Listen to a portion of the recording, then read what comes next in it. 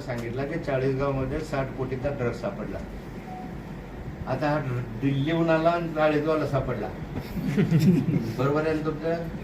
कोणाला सापडला नाही तो बाकी दिल्लीपर्यंत ट्रॅफिक पोलीस कोणालाही नाही, फक्त चाळीसगावला सापडला. मागच्या वेळेस ड्रग 3 वेळा आले.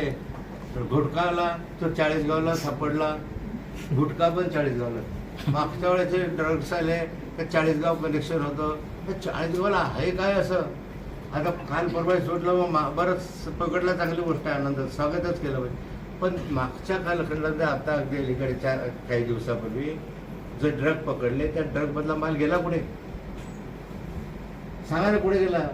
पोलिसांनी पकडला एवढा दाखवलं, पण ड्रगचा माल गेला कुठे? तो गायब झाला.